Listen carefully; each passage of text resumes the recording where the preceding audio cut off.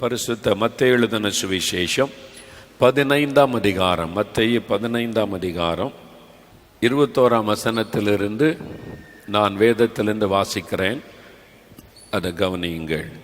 பின்பு இயேசு அவ்விடம் விட்டு புறப்பட்டு தீரு சீதோன் பட்டணங்களின் திசைகளுக்கு போனார். அப்பொழுது அந்த திசைகளில் குடியிருந்த கானானிய ஸ்திரீ ஒருத்தி இயேசுவினிடத்தில் வந்து, ஆண்டவரே, தாவீதின் குமாரனே, எனக்கு இரங்கும், என் மகள் பிசாசினால் கொடிய வேதனைப்படுகிறாள் என்று சொல்லி கூப்பிட்டாள். அவளுக்கு பிரதியுத்தரமாக இயேசு ஒரு வார்த்தையும் சொல்லவில்லை. அப்பொழுது அவருடைய சீஷர்கள் வந்து, இவள் நம்மை பின்தொடர்ந்து கூப்பிடுகிறாளே, இவளை அனுப்பிவிடும் என்று இயேசுவை வேண்டிக் கொண்டார்கள். அதற்கு இயேசு, காணாமற் போன ஆடுகளாகிய இஸ்ரவேல் வீட்டாரிடத்திற்கு அனுப்பப்பட்டேனே அன்றி மற்றபடி அல்ல என்றார். அவள் வந்து, ஆண்டவரே, எனக்கு உதவி செய்யும் என்று இயேசுவை பணிந்து கொண்டாள். இயேசு அவளை நோக்கி, பிள்ளைகளின் அப்பத்தை எடுத்து நாய்க்குட்டிகளுக்கு போடுகிறது நல்லதல்ல என்றார். அதற்கு அவள், மெய்தான் ஆண்டவரே, ஆகிலும் நாய்க்குட்டிகள் தங்கள் எஜமான்களின் மேஜையிலிருந்து விழும் துணிக்கைகளை தின்னுமே என்றாள். இயேசு அவளுக்கு பிரதியுத்தரமாக, ஸ்திரியே, உன் விசுவாசம் பெரிது, நீ விரும்புகிறபடி உனக்கு ஆக கடவது என்றார். அந்நேரமே அவள் மகள் ஆரோக்கியமானாள். இயேசு செய்த ஒரு அற்புதம். இயேசு ஊழியம் செய்த போது 3½ ஆண்டு காலம் இஸ்ரவேல் தேசத்தில் அவர் ஊழியம் செய்தார். யூதேயா, சமாரியா, கலிலேயா, இந்த 3 பகுதிகளை உடைய இஸ்ரவேல் தேசத்தில் ஊழியம் செய்தார். வேறு வெளிநாடு எங்கும் ஆண்டவர் போய் ஊழியம் செய்யலை. ஆனால் இதற்கு பக்கத்திலிருந்து தீரு சீதோன் என்கிற பட்டணம், யூதர் அல்லாத புறஜாதியார் வாழக்கூடிய பட்டணம், அங்கு அந்த பகுதிகளில் இயேசு ஊழியம் செய்திருக்கிறது வேதத்தில் நம்ம வாசிக்கிறோம். அப்படி ஒரு சமயம் அந்த பட்டணத்துக்கு இயேசு போகிறார். அங்கு கானானிய ஸ்திரீ ஒரு பெண், அவளுக்கும் ஆபிரகாமின் தேவனுக்கு சம்பந்தம் கிடையாது, வேதம் அவளுக்கு தெரியாது, தன்னை சிருஷ்டித்த தேவன் தெரியாது, ஆபிரகாம், ஈசாக்கு, யாக்கோபெல்லாம் அவளுக்கு தெரியாது. அவர் ஒரு கானானிய பெண். ஆனால் இயேசுவை குறித்து அவள் கேள்விப்பட்டிருந்தாள். இயேசு அற்புதம் செய்கிறார், விடுதலை கொடுக்கிறார், சுகம் கொடுக்கிறார், இதெல்லாம் அவள் அறிந்திருந்திருக்க வேண்டும். அதனால தான் இயேசுகிட்ட வருகிறாள். இயேசுவனிடத்தில் வந்து ஒரு விண்ணப்பம் பண்ணுகிறாள். இயேசுவே, தாவீதின் குமாரனே, எனக்கு இரங்கும். பரிதிமேயு அப்படிதான் கூப்பிட்டான்ல, இயேசுவே, தாவீதின் குமாரனே, எனக்கு இரங்கும். ஒரு பிறவி குருடன் பரிதிமேயு அவனுடைய கூப்பிடுதலின் சத்தத்தை கேட்டு ஆண்டவர் அவனுக்கு அற்புதம் செய்திருக்கிறார். அது வேதத்தில் நாம் வாசிக்கிறோம். இப்போ இந்த பெண்ணும் அதே மாதிரி கூப்பிடுகிறாள், இயேசுவே, தாவீதின் குமாரனே, எனக்கு இரங்கும். ஆண்டவரிடத்தில் வந்து சொல்லுகிறாள், என் மகள் பிசாசினால் கொடிய வேதனைப்படுகிறாள். தன் மகளுக்காக அவள் இயேசுவை தேடி வந்திருக்கிறாள். இவளுடைய மகள் அசுத்தாவினாலே பாதிக்கப்பட்டு கொடிய வேதனைப்பட்டு கொண்டிருக்கிறாள். அவளுக்கு விடுதலை கிடைக்கல. அசுத்தாவியின் போராட்டத்தில் மகள் கஷ்டப்படுகிறாள். தன் மகளுக்கு ஒரு விடுதலை வேண்டும் என்பதற்காக இயேசு கிறிஸ்துவண்டை ஒரு விண்ணப்பத்தோடு வேண்டுதலோடு வந்திருக்கிறாள். இப்போ நீங்கள் கூட அப்படி வந்திருக்கலாம். என் பிள்ளைக்காக செபிக்கணும், என் சகோதரனுக்காக செபிக்கணும், என் மனைவிக்காக, என் கணவருக்காக, இவங்க வியாதியாக இருக்கிறாங்க, படுக்கையில் இருக்கிறாங்க, என் தாயாருக்காக, தகப்பனாருக்காக, மாமியாருக்காக, என் ஃப்ரெண்டுக்காக, யாரோ ஒருவருக்காக, உங்களுக்கு தெரிஞ்சவங்க, பழகினவங்க, நீங்கள் நேசிக்கிறவங்க பாதிக்கப்பட்டதுனால கூட அவங்களுக்காக ஜெபிக்கணும் அப்படின்னு கூட நீங்கள் வந்திருக்கலாம். நம்ம யாருக்காக ஜெபித்தாலும் அந்த ஜெபத்துக்கு பதில் உண்டு. நீ அடுத்தவங்களுக்காக ஜெபிக்கிற, உனக்கு என்ன வேணும் கேளு. அப்படி இயேசு சொல்லுகிறவர் அல்ல. நீங்கள் யாருக்காக ஜெபிக்கிறீங்களோ அவங்களுக்கு ஆண்டவர் அற்புதம் செய்வார். அப்போ இன்றைக்கு நீங்கள் உங்களுக்காக மாத்திரமல்ல, மற்றவர்களுக்காக ஒரு ஜெப குறிப்போடு வந்திருக்கலாம். உங்களுடைய ஜெபத்திற்கு ஆண்டவர் பதில் தருவார். இந்த பெண் தன்னுடைய மகளுக்காக இயேசுவண்டே வருகிறாள். அவள் வந்து ஜெபம் செய்கிறாள். இயேசு பதில் கொடுக்கல, அவர் பாட்டில் போய்கிட்டே இருக்கிறார். இயேசு அவளை திரும்பி பார்த்து அவளுடைய ஜெபத்திற்கு பதில் கொடுக்கவில்லை, அவர் போய்கொண்டே இருக்கிறார். ஆனால் அவள் பின்னால் வந்து கொண்டே இருக்கிறாள். ஒரு முறை ஜெபம் பண்ணி விட்டு இயேசு பதில் கொடுக்காததுனால அவள் திரும்பி போகவில்லை. அவள் தொடர்ந்து போகிறாள், இயேசுவை பின்பற்றி போகிறாள். அவளுக்கு தெரியும் இவர் தான் அற்புதம் செய்ய முடியும். அவளுக்கு தெரிந்து விட்டது இவரால் தான் தன் மகளுக்கு விடுதலை கொடுக்க முடியும். இவர் தான் என் மகளுக்கு ஒரு அற்புதம் செய்ய முடியும், இவரை நான் விட்டுவிடக்கூடாது. அவர் பதில் கொடுக்காவிட்டாலும் கட்டாயம் பதில் தருவார் என்ற விசுவாசத்தோட தொடர்ந்து போய்கொண்டே இருக்கிறாள், பின்னால் போய்கொண்டே இருக்கிறாள்.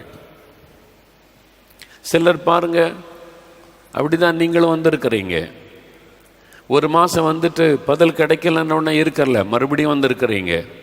சிலர் 3 மாதமா, 4 மாதமா, 5 மாதமா, ஆண்டவர் இந்த மாதமாவது பதில் தருவார், இந்த மாதமாவது அற்புதம் செய்வார்னு வந்திருக்கிறீங்க. சோர்ந்து போகாமல் அவரை தேடி வந்திருக்கிற உங்களுக்கு இன்றைக்கு ஆண்டவர் அற்புதம் செய்ய போகிறார். பல மாதமாக தொடர்ந்து அவரை தேடிக்கிட்டே இருக்கிறீங்க, கூப்பிட்டுக்கிட்டே இருக்கிறீங்க, அற்புதத்துக்காக ஜெபிச்சுக்கிட்டே இருக்கிறீங்க. ஆண்டவர் இன்றைக்கு அற்புதம் செய்ய போகிறார். அவள் பாருங்க, இயேசு அமைதியாக இருந்த உடனே என்ன இவர் என் ஜெபத்தை கேட்க மாட்டேங்கிறார்னு திரும்பி போகவில்லை, தொடர்ந்து வந்து கொண்டே இருக்கிறாள். இயேசு முன்னால் போகிறார், அவருடைய சீஷர்கள் எல்லாம் கூட போகிறாங்க. அந்த பெண் கூப்பிட்டு கொண்டே போகல, இயேசுவே தாவீதின் குமாரனே, என் மகள் கஷ்டப்படுகிறாள், உதவி செய்யும். அவர் பாட்டில் போகிறார். இப்போ சீஷர்கள் வந்து சொல்கிறாங்க, ஆண்டவரே பாவம் அந்த பெண் உம்மை தொடர்ந்து வந்து கொண்டே இருக்கிறாளே, ஒரு ஏழை பெண் தன் மகளுக்காக ஒன்று வேண்டுதல் செய்கிறாளே, அவளை அனுப்பிவிடும். இவங்களுக்கு அற்புதம் செய்யும்னு சொல்றதுக்கு தைரியம் இல்லை. ஆண்டவர் அவங்க சொல்றாங்க, நான் அனுப்பிவிடும். எஸ் ஆர் நோ, 2ல் 1 சொல்லி அனுப்பிடும். அவள் கூப்பிட்டுக்கிட்டு வர பார்த்தா எங்களுக்கு பாவமாக இருக்கிற ஆண்டவரே, ஒன்று முடியும் அல்லது முடியாதுன்னு அனுப்பிடும் ஆண்டவரேன்னு சொல்கிறாங்க. அவளுக்கு ஒரு அற்புதம் செய்யணும்னு சொல்லலை, அவளை அனுப்பிவிடும் அப்படி தான் சொல்கிறாங்க. ஏசு அப்பவும் பதில் சொல்லலை, அவங்களுக்கு பதில் சொல்கிறாரு, நான் காணாமற் போன ஆடுகளாக்கி இஸ்ரவேல் வீட்டாடத்தில் அனுப்பப்பட்டேன்னு சீஷ இடத்துல பதில் சொல்கிறார். அப்போ ஏன் தீர்சீதோன் பட்டணத்துக்கு வரணும்? ஆண்டவர் அப்படி பதில் சொன்னாலும் அவர் எல்லாருக்கும் உரியவர், அவர் பொதுவானவர். அல்லேலூயா. சில சமயம் ஆண்டவர் அப்படித்தான் சொல்லுவார். சொல்றதுக்குன்னா நம்மை ஆராய்ந்து பார்ப்பதற்கு, நம்ம என்ன நினைக்கிறோம், நம்ம என்ன சொல்லுகிறோம் என்பதை அறிந்து கொள்ளுவதற்கு. அந்த மக்கள் மத்தியில் இயேசு வந்திருக்கிறார் தீர்சீதோன் பட்டணத்துக்கு. இப்போ வந்துட்டா அவள், வந்து இப்போ இயேசுகிட்ட வந்து நேரம் முன்னால் வந்துட்டா. பின்னால் இருந்து கூப்பிட்டு கொண்டிருந்தவள் இப்போ முன்னால் வந்து, ஆண்டவரே எனக்கு உதவி செய்ய வேண்டும் என்று பணிந்து கொண்டாள். இயேசுவை பணிந்து கொண்டாள். அப்போ எப்படி இயேசுக்கு முன்னால் வந்து முழங்கால் படிட்டு இருக்கலாம், அல்லது பணிவா நின்று எனக்கு உதவி செய்யணும்ப்பா, ஆண்டவரே எனக்கு உதவி செய்யுங்க அப்படின்னு ஒரு வேண்டுதல் செய்கிறாள். இப்போ டைரக்ட் அவட்ட ஆண்டவர் பேசுகிறார். என்ன சொல்லுகிறார்? பிள்ளைகளின் அப்பத்தை எடுத்து நாய்க்குட்டிகளுக்கு போடுகிறது நல்லதல்ல. டைரக்ட் அவளை பார்த்து சொல்கிறார், நீ என்கிட்ட ஜெபம் பண்ண வந்திருக்கிற, ஒரு ஆசீர்வாதத்தை நீ கேட்குற, ஒரு விடுதலை உனக்கு வேணும், மகளுக்கு விடுதலை வேணும்னு கேட்குற. ஆசீர்வாதம், நான் என் கையில் இருக்கிற ஆசீர்வாதம் நான் பிள்ளைகளுக்கு கொடுக்கிற அப்பம், என்னுடைய பிள்ளைகளுக்கு நான் வைத்திருக்கிற ஆசீர்வாதம். அதே எப்படி நாய்க்குட்டிக்கு நான் போட முடியும் என்பதை போல ஆண்டவர் பேசுகிறார். உங்களை பார்த்து சொல்லியிருந்தேன் என்ன ஆயிருக்கும்? பிள்ளைகள் அப்பத்தை எடுத்து நாய்க்குட்டிக்கெல்லாம் போட முடியாதுன்னா கோபத்தில் போயிடும். நான் நம்பி ஏதோ நல்ல அன்பானவர், விடுதலை கொடுக்கிறவர், எல்லாரையும் நேசிக்கிற நம்பி வந்தா என்ன நாய்க்குட்டின்னா சொல்லுகிறீர்? நான் போகிறேன், இந்த மாதிரி ஒரு ஆண்டவர் எனக்கு தேவையில்லை அப்படின்னு போயிருப்போம். அவள் போகலை. அவள் என்ன சொல்லுகிறாள்? மேஜையில் உட்கார்ந்து எஜமான பிள்ளைகளை சாப்பிடும்போது கீழே சில துணிக்கைகள் விழும், இல்லை ரொட்டி துண்டி கீழே விழும். சின்ன பிள்ளைகள் சாப்பிடும்போது நிறைய செந்தோம், நாய்க்குட்டிகள் அது சாப்பிடுமே. அந்த மாதிரி எனக்கு அந்த ஆசீர்வாதத்தில் ஒரு சின்ன பங்கு கிடைக்கட்டுமே. தன்னை தாழ்த்துகிறாள். அவள் கோபப்படவில்லை, அவள் தன்னை தாழ்த்துகிறாள். இவரால் தான் என் மகளுக்கு அற்புதம் செய்ய முடியும்னு அறிந்து கொண்டாள். இவரால் தான் என் மகளுக்கு விடுதலை கொடுக்க முடியும். அவர் என்ன சொன்னாலும் சரி, நான் கீழ்ப்படிஞ்சிடுறேன். நான் அவர் கோபப்பட முடியாது. அவர் தேவன், அவர் ஆண்டவர். அவர் என்ன சொன்னாலும் அதில் ஒரு அர்த்தம் இருக்கும்.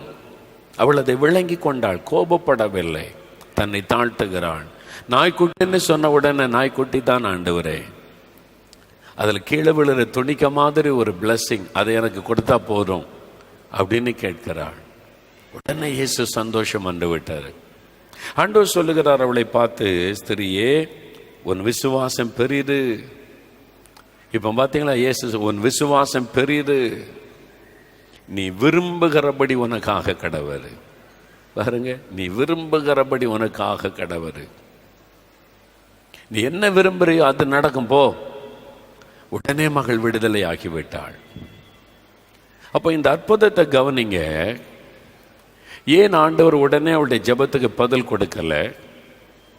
ஏன் பிள்ளைகளின் அப்பத்தை எடுத்து நாய்க்குட்டிக்கு போட முடியாதுன்னு சொல்லுகிறார்? பிறகு என்ன நடந்தது? எனக்கு அன்பானவர்களே, இந்த ஒரு காரியத்தை குறித்து தான் ஆண்டவர் உங்களோடு பேச சொன்னார். ஏன் ஆண்டவர் அவளை பார்த்து பிள்ளைகளின் அப்பத்தை எடுத்து நாய்க்குட்டிக்கு போட முடியாதுன்னு சொல்றாரு? அப்ப ஆசீர்வாதம், தேவனுடைய கரத்தில் இருக்கிற ஆசீர்வாதம், சுகம், விடுதலை, குடும்பத்தின் ஆசீர்வாதம், ஒரு நன்மை, எதுவா இருந்தாலும் சரி, அது பிள்ளைகளுக்குரியது என்று சொல்றார். அது பிள்ளைகளுடைய அப்பம், அது என் பிள்ளைகளுக்கு கொடுக்கக்கூடியது. ஏன் ஆண்டவர் அப்படி சொல்லுகிறார் என்றால், உனக்கு நான் தரமாட்டேன், நீ போயிரு அப்படின்னு விரட்டுவதற்கு அல்ல. அதுல மறைமுகமாய் ஆண்டவர் சொல்லுகிற ஒரு காரியம், நீ என் பிள்ளையா மாறு, உனக்கு நான் ஆசீர்வாதம் தருகிறேன். அல்லேலூயா. நீ வெறும் ஆசீர்வாதத்துக்கு வந்திருக்கிற, வெறும் நன்மைக்காக என்னை தேடி வந்திருக்கிற, வெறும் சுகத்துக்காக நீ வந்திருக்கிற. ஆனா நான் உன்னை என் பிள்ளை மாதிரி நேசிக்கிறேன். நீ என் பிள்ளையா மாறிடுவியா? என் குமாரத்தியா நீ மாறிடுவியா? எனக்கு தகுதியே கிடையாது, நான் பாவி. நீ பாவின்னு எனக்கு தெரியும். அதனால்தான் நீ என் பிள்ளையா மாறுன்னு நான் விரும்புகிறேன். என்னுடைய மகளா நீ மாறிடு, இந்த ஆசீர்வாதம் எல்லாம் உனக்கு தான். அப்ப பிள்ளைகளின் அப்பம், இந்த ஆசீர்வாதம் என்பது தேவனுடைய கரத்தில் இருக்கிற ஆசீர்வாதங்கள். பிள்ளைகளுக்கு ஒரு தகப்பன் கொடுக்கிற அப்பம், பிள்ளைகளுக்கு ஆண்டவர் கொடுக்கிற ஆசீர்வாதம். நீ என் பிள்ளையா இருந்தா உனக்கு சுகம் கிடைக்கும், உனக்கு விடுதலை கிடைக்கும், உனக்கு நன்மை உண்டாகும், உயர்வு உண்டாகும். நான் வைத்திருக்கிற அத்தனை ஆசீர்வாதமும் உனக்கு தான், பிள்ளைகளுக்கு தான். நீ என் பிள்ளையா மாறு என்று ஆண்டவர் சொல்லுகிறார். அவள் இயேசுவை நேசித்தாள், இயேசுவை விசுவாசித்தாள், இயேசுவை தேடி வந்தாள், இயேசுவை பணிந்து கொண்டாள், இயேசுவை நோக்கி ஜெபம் பண்ணினாள். விசுவாசம் எல்லாம் அவளுக்கு இருந்தது. ஆனா இன்னும் தேவனுடைய பிள்ளையாய் மாறவில்லை. நீங்க ஜெபத்துக்கு வந்திருக்கிறீங்க, காரணம் இயேசுவை நேசிக்கிறீங்க, இயேசுவை விசுவாசிக்கிறீங்க, அவர் எனக்கு ஒரு அற்புதம் செய்வான்னு அவரை விசுவாசிக்கிறீங்க. அதெல்லாம் ஆண்டவருக்கு சந்தோஷம். அவரை தேடித்தான் நீங்க வந்திருக்கிறீங்க. காலையிலேருந்து உட்கார்ந்து இருக்கிறீங்க, எழும்ப சொன்னா எழும்புறீங்க, உட்கார சொன்னா உட்காருறீங்க, ஜெபிக்க சொன்னா கூட ஜெபம் பண்றீங்க.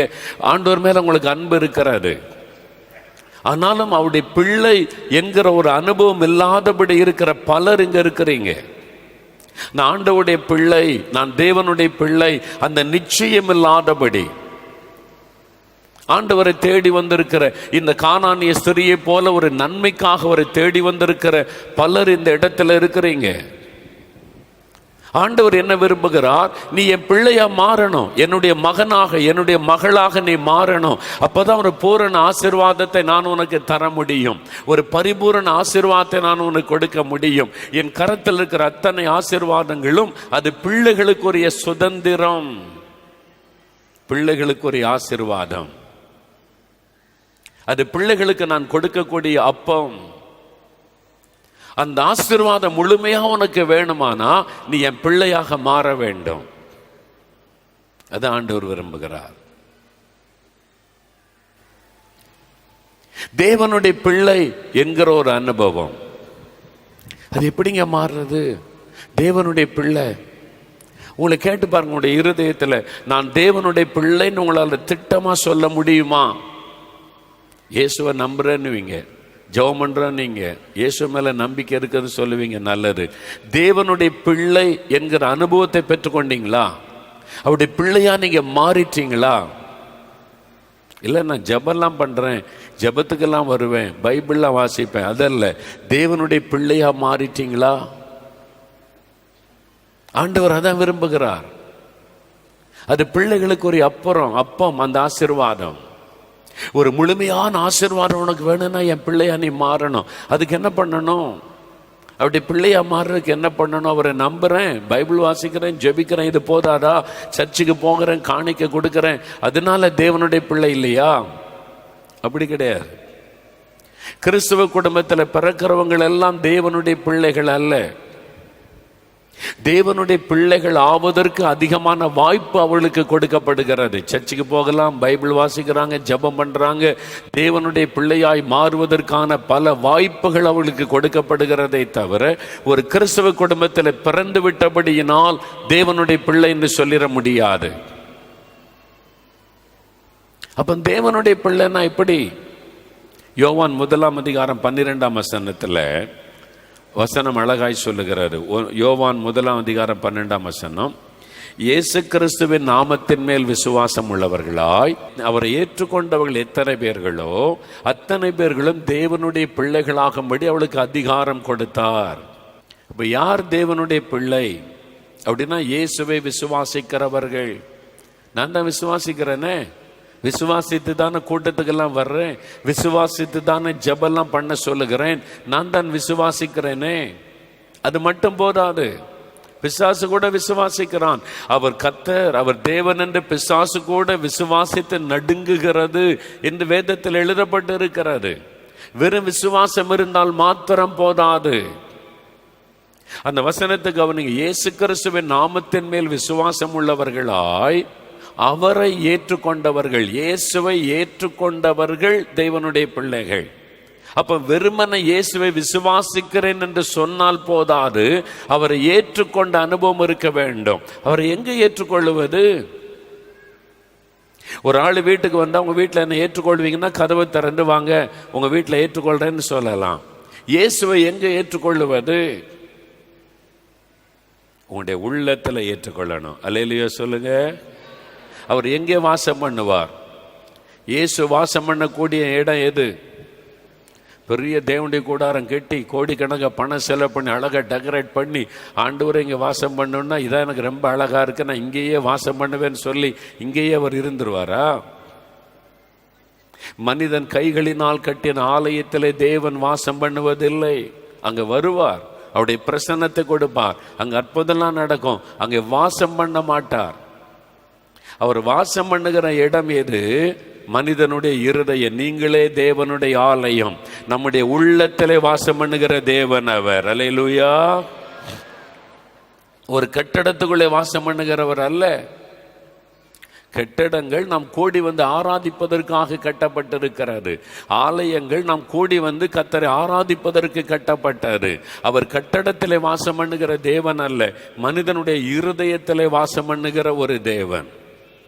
அப்போ உங்க இருதயத்துல இயேசு இருக்கிறாரா? அவரை ஏற்றுக்கொண்டு இருக்கிறீங்களா?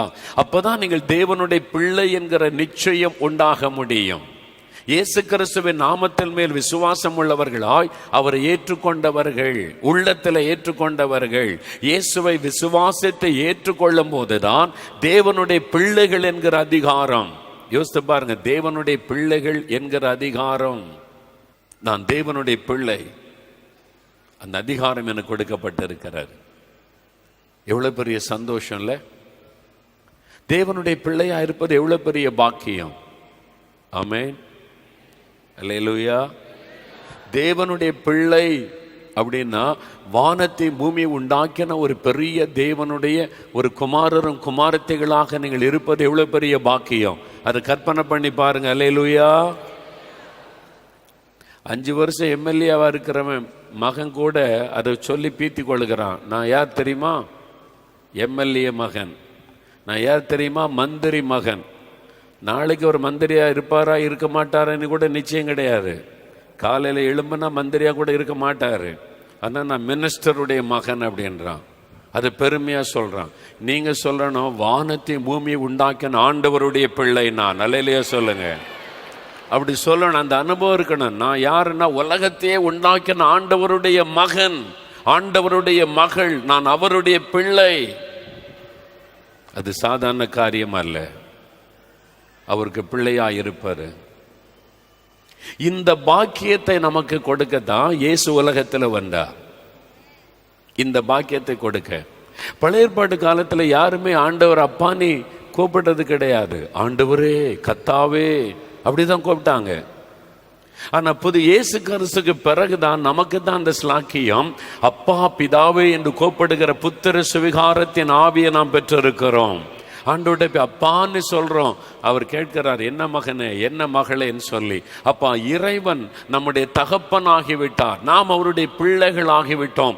இந்த அனுபவத்தை நமக்கு கொடுப்பதற்காகத்தான் தேவன் இயேசுவாக இந்த உலகத்தில் வந்து சிலுவையிலே மரித்து அவர் ரத்தம் சிந்தி பாவ மன்னிப்பை உண்டாக்கி நமக்குள்ளே வாசம் பண்ணுகிற அனுபவத்தை நமக்கு கொடுத்தார்.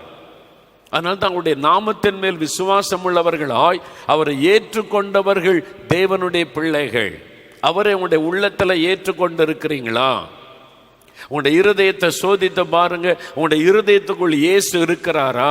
உங்களுடைய உள்ளத்துக்குள்ள அவர் வாசம் பண்ணுகிறாரா? உங்களுடைய உள்ளத்துக்குள்ள அவரை ஏற்றுக்கொண்ட அனுபவம் உங்களுக்கு இருக்கிறதா? நான் தேவனுடைய பிள்ளை தான், அவருடைய குமாரனாய் குமாரத்தியாய் இருக்கிறேன் என்று தைரியமா உங்களால சொல்ல முடியுமா? அப்படி இந்த அனுபவத்தை பெற்றுவிட்டால்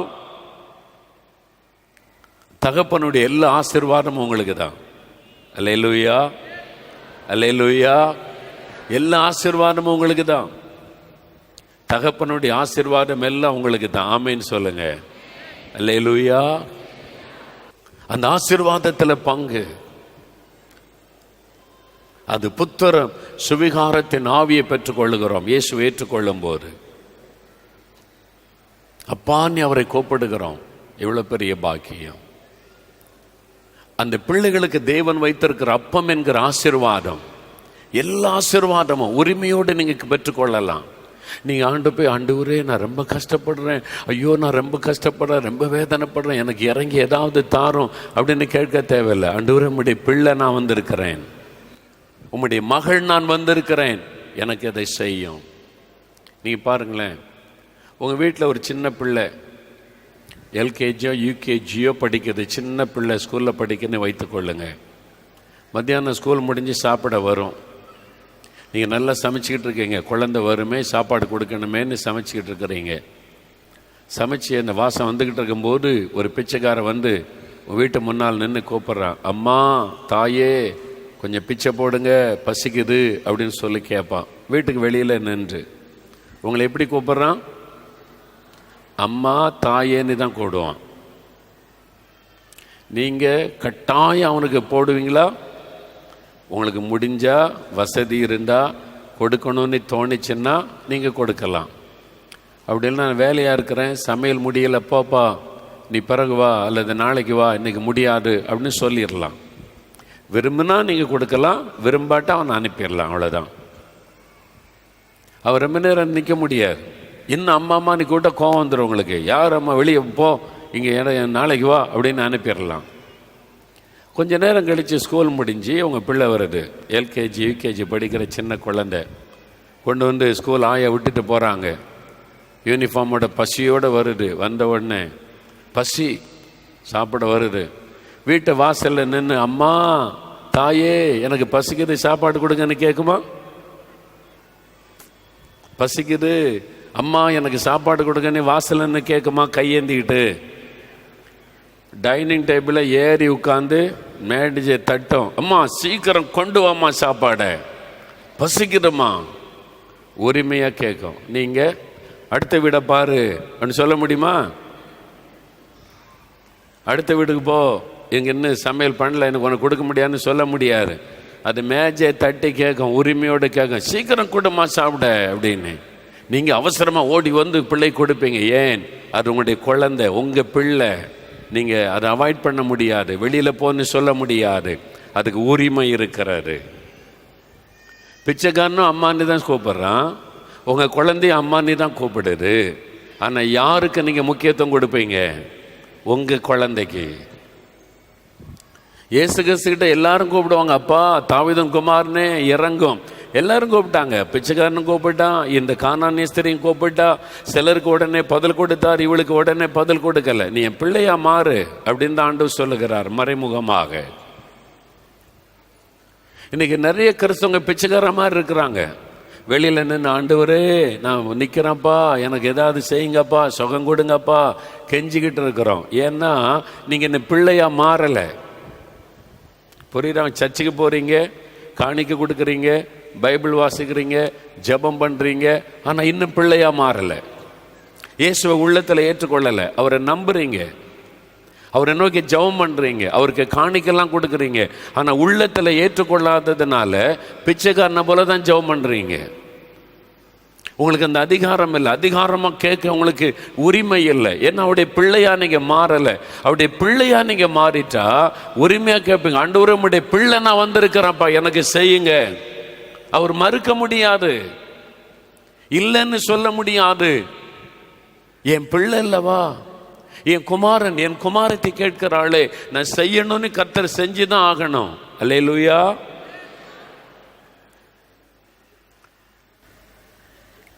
என் வாழ்க்கையில் நடந்ததை வச்சு உங்களுக்கு சொல்கிறேன். நான் 14 வயசில் வியாதிப்பட்டு மரணப்படுக்கையில் இருந்தேன்.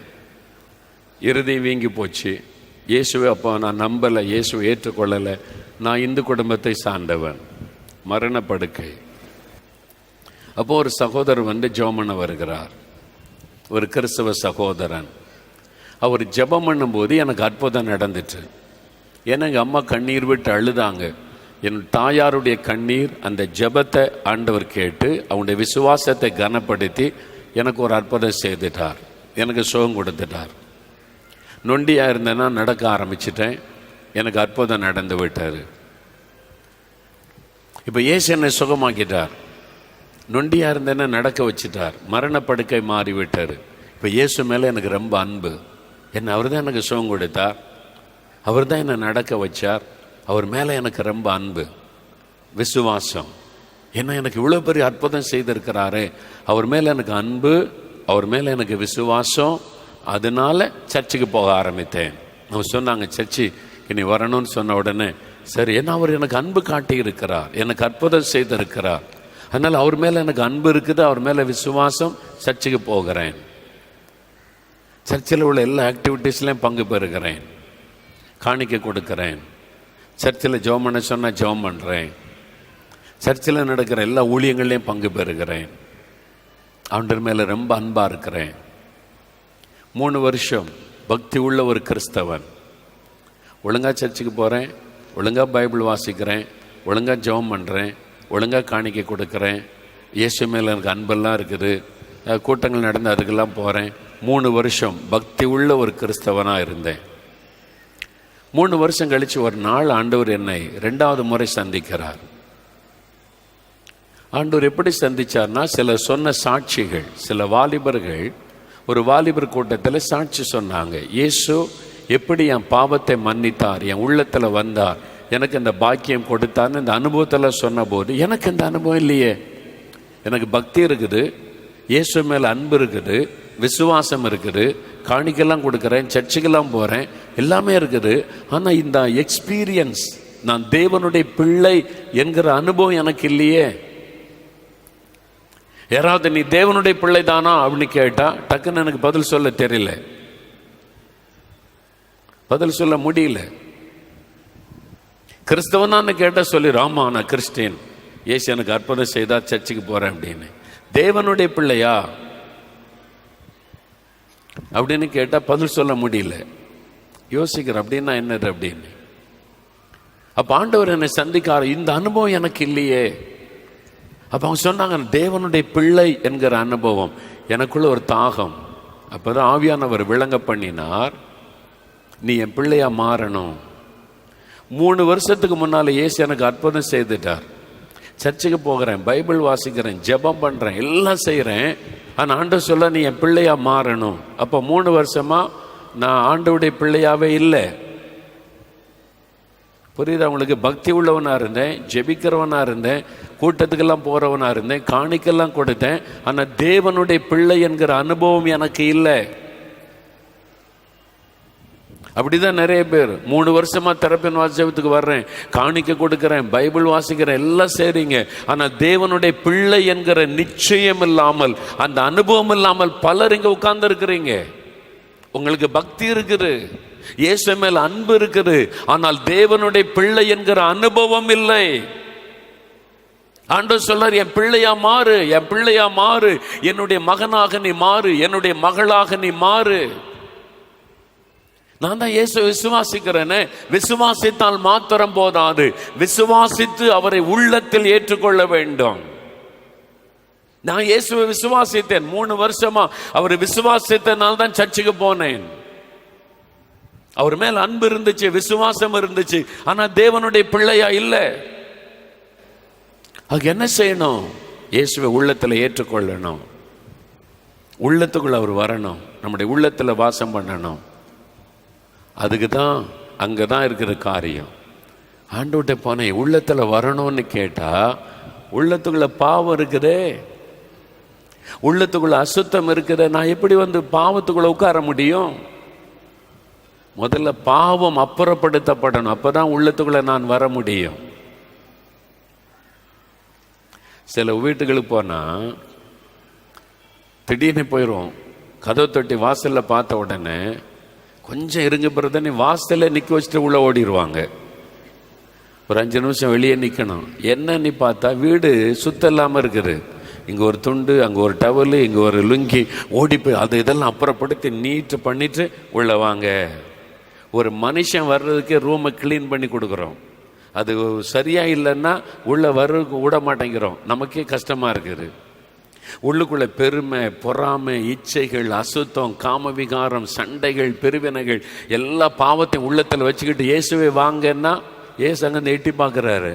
உள்ளத்துக்குள்ள இவ்வளோ குப்பை இருக்குது, அந்த உள்ளத்தில் வந்து நான் எப்படி வாசம் பண்ண முடியும்?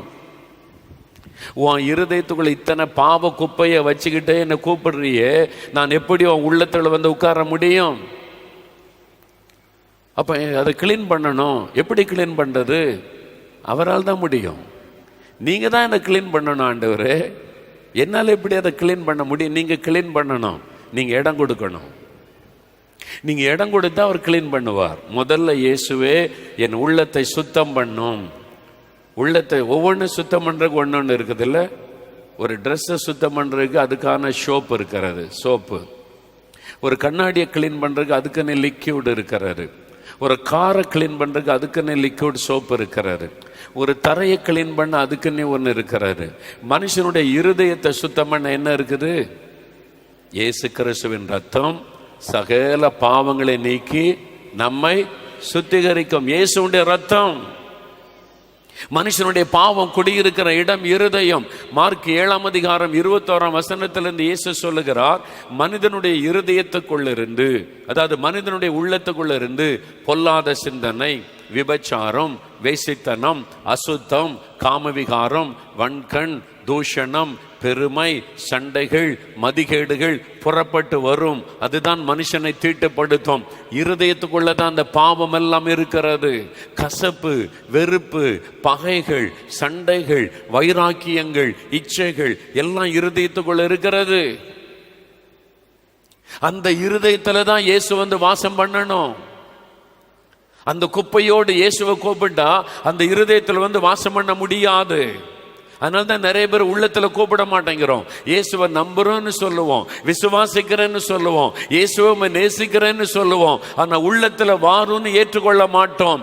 ஏன்னா உள்ளுக்குள்ள பாவ குப்பை இருக்கிறது. உங்களுக்கு தெரியும், உங்களுக்கு தெரியும், உங்களுக்கு தெரியும். உங்களுடைய இருதயத்துக்குள்ள பாவ குப்பைகள் இருப்பது உங்களுக்கு தெரியும். அதனாலதான் இயேசுவை நீங்க நம்புறீங்க, விசுவாசிக்கிறீங்க, உள்ளத்துக்குள்ள ஏற்றுக்கொள்ள மாட்டேங்கிறீங்க. உங்களுக்காக ஜெபிக்க ஊழியக்காரங்கிட்ட வந்து நிக்கிறீங்க. நீங்க ஜெபம் பண்ணுவது இல்லை. நீங்க ஆண்டவரிடத்துல போய் 1 மணி நேரம் 2 மணி நேரம் ஜெபிக்க முடிவது இல்லை. ஏன் உங்களால முடியல? உள்ளத்துக்குள்ள பாவ குப்பை இருக்கிறது. உங்களுக்கு தெரியும். இந்த பாவ குப்பைகள் அப்புறப்படுத்தப்படுவதற்கு ஒரே வழி இயேசு கிறிஸ்துவின் ரத்தம். அவருடைய ரத்தம் நம்முடைய இருதயத்தை கழுவ வேண்டும். அதனாலதான் இயேசு நம்முடைய பாவங்களுக்காக சிலுவையிலே மரித்து அவருடைய ரத்தத்தின் மூலமாய் பாவ மன்னிப்பை உண்டாக்கினார். எனக்குள்ள இந்த பாவ குப்பை இருந்தது, எனக்கு தெரியல. பக்தியா இருந்தா போதும், சர்ச்சுக்கு போனா போதும், பைபிள் வாசித்தா போதும், ஜெபம் பண்ணா போதும், சர்ச்சில் போய் பாய் விரிக்கிறது, கிளீன் பண்றது, ஊழியத்தை கவனிச்சா போதும்னு நினைத்து கொண்டிருந்தேன். அப்படிதான் நான் பக்தியா இருந்தேன் 3 வருஷம். பக்தி உள்ள கிறிஸ்தவன், யாருமே குறை சொல்ல முடியாது. ஆனா இயேசு இருதயத்தை பார்க்கிறவர். உன் இருதயத்துக்குள்ள பாவ குப்பை இருக்கு தம்பி, நான் எப்படி வந்து உனக்குள்ள வாசம் பண்ண முடியும்? ஆண்டவர்ட்ட அழுதேன், என்னை மன்னியும் ஆண்டவரே, என்னை மன்னியும். என் பாவத்தை ஒத்துக்கொண்டேன். தன் பாவத்தை மறைக்கிறவன் வாழ்வடைய மாட்டான், அறிக்கை செய்து விட்டு விடுகிறவன் இறக்கம் வருவான். நான் பாவி ஆண்டவரே, என்னை மன்னியும். நான் பாவம் செய்துட்டேன், என்னை மன்னியும். என்னை கழுவும். உம்முடைய ரத்தத்தினால என் உள்ளத்தை நீங்க தானே கழுவணும், என்னை கழுவுங்க. நீங்க பாவத்தை ஆண்டவரிடத்துல சொல்லணும். உங்க இருதயத்துக்குள்ள என்னென்ன பாவம் இருக்குது அதை அறிக்கையிடணும். இயேசு வந்து கதவை தட்டுறாரு, உள்ள வாங்க அப்படின்னா எப்படி வர்றது? பூட்டு போட்டிருக்குதே. இயேசு இருதய கதவை தட்டுற மாதிரி ஒரு படம் போட்டிருக்கும் கேலண்டர்ல, பாருங்க. வெளியில கொண்டு இருக்காரு. வெளியில கொண்டிருந்தா அவர் பாட்டில் திறந்துட்டு உள்ள வந்துடுவார். உள்ளதான் பூட்டு போட்டிருக்குது. இயேசு இருதய கதவை தட்டுறார். மகளே, உன் இருதயத்துக்குள்ள நான் வரணும், உனக்குள்ள வந்து நான் வாசம் பண்ண விரும்புகிறேன், என் பிள்ளையா உன்னை மாற்ற நான் விரும்புகிறேன், உனக்குள்ள வரணும். நான் வாங்க ஆண்டவரேன்னா உள்ளுக்குள்ள இருந்து எப்படி வருவது? கொண்டி போட்டிருக்குது, பூட்டு போட்டிருக்குது, பூட்டு போட்டிருக்குது. என்ன அதை நீங்க தான் கழட்டணும். என்ன பூட்டு? பெருமை என்கிற பூட்டு அங்க தொங்குது. ஆண்டவரே, என் பெருமையை மன்னியும், அந்த பூட்டு கழட்டப்படும். இச்சை என்கிற பூட்டு அங்க தொங்குது. இயேசுவே, என் இச்சைகளை மன்னியும், அந்த பூட்டு கழட்டப்படும். கோபம் என்கிற பூட்டு அங்க உள்ள தொங்குது, அதுதான் அடைச்சு வச்சிருக்குது. ஆண்டவரே, இந்த கோபத்தை மன்னியும், அந்த பூட்டு கழட்டப்படும். ஒவ்வொரு பாவத்தை நீங்கள் அறிக்கை செய்து ஆண்டவர்கிட்ட ஒப்பு கொடுக்கும் போது அந்த பூட்டுகள் எல்லாம் கழட்டப்பட்டு கடைசியாக ஒரு பூட்டம் இல்லாத போது நீங்க கதவை திறக்கும் போது இயேசு கம்பீரமாய் உங்களுடைய உள்ளத்துக்குள்ளே வருவார். உங்களுக்குள்ளே வருவது தெரியும், உங்களுக்குள்ளே வருவது தெரியும். அந்த சந்தோஷம், மகிழ்ச்சி உங்களுக்கு தெரியும். அதுதான் ரட்சிப்பின் சந்தோஷம், அதுதான் பாவ மன்னிப்பின் சந்தோஷம், அதுதான் தேவனுடைய பிள்ளை என்கிற அனுபவம். அதைத்தான் இயேசு சொல்லுகிறார். நீ என் பிள்ளையா மாறுவியா? உன்னை நான் ஆசீர்வதிக்கிறேன். என் பிள்ளையா நீ மாறுவியா? என் சுதந்திரம் எல்லாம் உனக்குத்தான். நீங்க அவருடைய பிள்ளையா மாறணும். நான் அழுதேன், ஆண்டவரே என்னை மன்னியும், எனக்குள்ளே பாவம் இருக்கிறது, எனக்கு இது பாவம்னு தெரியல, நான் இந்த பாவத்தெல்லாம் செய்த மன்னியும். நான் ஜெபிக்க ஆரம்பிச்ச உடனே என்ன நடந்தது தெரியுமா? நான் சின்ன வயசுலேருந்து செய்த பாவம். இந்த நால்மாடி ஊரில் நாங்கள் ஸ்கூலில் படிக்கும்போது இந்த மே மாதம் லீவு வந்துட்டாலே இருக்கிற மாமரத்தெல்லாம் மொட்டை அடிச்சிருவோம். அவ்வளோதான். யார் மாமரம்லாம் பார்க்க மாட்டோம், எல்லாத்திலும் கை வச்சிருவோம். ஒரு குரூப்பாக இருப்போம் எல்லாம். அந்த வயசில் ஒன்று போல் வால் கல் எடுத்து அடித்தா அவ்வளோதான், மாங்காய் வந்து விழும். ஒரு பழத்துக்கு 50 மாங்காயை கீழே தள்ளிடுவோம். அடுத்தவங்க தென்னை மரத்தில் திருடி எங்கள் பாட்டில் உடைச்சி சாப்பிடுவோம். கேள்விப்பட்டு வீட்டுக்கு வருவாங்க, என்ன உங்கள் பிள்ளைகள் எங்கள் மாமரத்தில் திருடிட்டாங்க, தேனை மரத்தில் திருடிட்டாங்கன்னா, இதெல்லாம் ஒரு பெருசாக இந்த வயசில் பிள்ளைகள் செய்கிறதான் போங்கன்னு அனுப்பிடுவாங்க. எங்களை கூப்பிட்டு இது பாவம், அடுத்த ஆள் பொருளை திருடக்கூடாதுன்னு சொல்கிறது இல்லை, அது பாவம்னு தெரியாது. அப்படி வளர்ந்த அந்த ஊரில். ஆனால் ஆண்டவர் என் பாவத்தை உணர்த்தும் போது, அடுத்த ஆள் மாமரத்தில் காய் பறிச்சல்ல அது திருடு, அடுத்த ஆளுடைய தென்னை மரத்தில் உள்ள தேங்காயை பறித்து சாப்பிட்டல்ல அது திருடு. பல வருஷம் கழிச்சு எனக்கு அப்போதான் ஆண்டவர் உணர்த்தி, ஆண்டவரே இது ஒரு பாவம், எனக்கு யாரும் சொல்லலை, நான் உணர்கிறேன், என்னை மன்னியும். அந்த பாவத்துக்காக ஆண்டவரிடத்தில் மன்னிப்பு கேட்டேன். அந்த பாவம் எங்கள் அப்பா அம்மாவுக்கு கீழ்ப்படியாமல் நடந்தல்ல, உன் தாயினுடைய சொல்லுக்கு கேட்கல, உன் தகப்பனுடைய சொல்லு கேட்காம கீழ்ப்படியாமல் நடந்தியே, அது பாவம். ஆண்டவர் உணர்த்தினார், ஆண்டவரே மன்னியும். எதெல்லாம் பாவம் இல்லைன்னு நினைச்சுக்கிட்டு இருந்தோன்னா சாதாரணமாய் அதையெல்லாம் ஆண்டவர் பாவம்னு உணர்த்தினார். அதை விட்டு நான் மனம் திரும்பினேன், ஒப்பு கொடுத்தேன். அந்த பாவத்தை அறிக்கை செய்ய அந்த பூட்டுகள் கலட்டப்பட்டது. கடைசியாக ஆண்டவரிடத்தில் முழுமையாக என்னை அர்ப்பணித்த போது என் இருதயம் திறக்கப்பட்டது. இயேசு என் உள்ளத்திற்குள்ளே வந்தார். பாவ மன்னிப்பின் நிச்சயத்தை ஆண்டவர் எனக்கு கொடுத்தார். அவருடைய ரத்தம் என்னை கழுவி சுத்திகரித்தது. எனக்கு ஞாபகம் இருக்கு, ஒரு நாள் இரவு 1972 மார்ச் மாதம் 18 அதிகாலை 17 ராத்திரியில் முழங்கால் படிட்டு ஜெபிக்க ஆரம்பித்தேன். உங்களுடைய பிள்ளைன்னு என்ன சொல்லணும், மகனேன்னு ஒரு வார்த்தை சொல்லுங்க ஆண்டவரே. அதற்காக நான் ஜெபித்து கொண்டிருந்தேன். என் பாவத்தை அறிக்கை செய்து ஆண்டவர் உணர்த்த அறிக்கையிட்டு ஜெபித்தேன். ஆண்டவரே நீ என்ன மகனேன்னு ஒரு வார்த்தை சொல்லுங்க, என் பாவத்தை மன்னிச்சேன்னு ஒரு வார்த்தை சொல்லுங்க, இந்த அனுபவத்தை பெறாம நான் போக மாட்டேன் என்று ஜெபிக்க ஆரம்பித்தேன். ராத்திரி 9 மணிக்கு ஜெபிக்க ஆரம்பித்தேன். 10 மணி, 11 மணி, 12 மணி ஆண்டவர் அமைதியாக இருந்தார். நான் முழங்காலை விட்டு எழும்பவில்லை. அதிகாலை 1 மணி, 2 மணி, 3 மணி ஆண்டவர் அமைதியாக இருந்தார். இன்னும் பாவத்தை அறிக்கை செய்து நான் என்னுடைய மறைவான எல்லாவற்றையும் அறிக்கை செய்து ஜெபித்து கொண்டிருந்தேன். அதிகாலை 4 மணி அளவில் மகனே என்று அழைத்தார். சன், உன் பாவத்தை எல்லாம் நான் மன்னித்தேன். மகனே, அவர் என்னை சுகமாக்கி 3 வருஷம் கழித்து தான் அவருடைய பிள்ளை என்கிற அனுபவத்தை நான் பெற்றேன். அந்த தான் ரட்சிக்கப்பட்ட நாள், இயேசு என் உள்ளத்துக்குள்ளே வந்த நாள், என் பாவம் மன்னிக்கப்பட்ட நாள், அவருடைய ரத்தம் என்னை கழுவின நாள், நான் தேவனுடைய பிள்ளை என்கிற அனுபவத்தை பெற்ற நாள். அந்த நாள் முதல் என் வாழ்க்கை தலைகளாய் மாற்றப்பட்டு விட்டது. என்னுடைய ஜெபம், அதன் பிறகு நான் ஜெபிக்க போன, அப்பா உம்முடைய பிள்ளை நான் வந்திருக்கிறப்பா, உரிமையோடு ஜெபிக்கிற முடிகிறாரு. அதுக்கு முன்னால் ஆண்டவரே இறங்கும், அப்பா இறங்கும், கத்தாவே, அப்படிதான் ஜெபம். நான் ரட்சிக்கப்பட்ட பிறகு தகப்பனே நீர் என்னுடைய தகப்பன், நான் உம்முடைய பிள்ளை, அதை சொல்லும் போதே ஒரு மகிழ்ச்சி, ஒரு களி கூறுதல். நீங்க ஆண்டவரை பார்த்து அப்படி சொல்ல முடியுமா? இயேசுடைய முகத்தை பார்த்து தகப்பனே உம்முடைய பிள்ளை நான் வந்திருக்கிறேன்னு சொல்ல முடியுமா? இன்றைக்கு அந்த அனுபவத்தை நீங்க பெறணும். நீங்க பக்தி உள்ளவங்க தான், இயேசுவை நம்புறவங்க தான், இயேசுவை விசுவாசிக்கிறவங்க தான், இயேசுவை நேசிக்கிறவங்க தான். ஆனா அவரை ஏற்றுக்கொண்ட அனுபவத்தை நீங்க பெறணும். அது ஆண்டவர் சொல்லுகிறார், என் பிள்ளையா நீ மாறு, என் பிள்ளையா மாறு, என் பிள்ளையா நீ மாறிட்டா உனக்கு எல்லாம் உனக்கு தான்,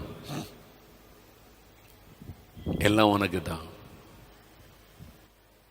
ஒருவேளை நினைக்கல, இயேசு எனக்கு சுகம் கொடுத்தாரு, இயேசு எனக்கு இந்த அற்புதம் செய்தாரப்ப நான் அவருடைய பிள்ளை இல்லையா அப்படின்னு கேட்டா இல்லை. அதோடைய இரக்கத்தினால் உங்களுக்கு கிடைத்த ஒரு ஆசீர்வாதம், அவ்வளவுதான். பிள்ளை என்கிற உரிமை பெற்ற பிறகுதான் அவருடைய சகல ஆசீர்வாதமும் உங்களுக்கு சொந்தமாக முடியும். எங்க வீட்டில் நாங்கள் அண்ணன் தம்பி 4 பேர். என் கடைசி தம்பிக்கு கல்யாணம் ஆன உடனே எங்கள் அப்பா என்னை பார்க்க வந்தாங்க. என்னுடைய தகப்பன், எங்கள் அம்மா, என் தம்பி வீட்டில் தான் எங்கள் அப்பா அம்மாலாம் இருந்தாங்க. எங்கள் அப்பா என்னை பார்க்க வந்தாங்க. என்ன விஷயப்பான்னு கேட்டேன்.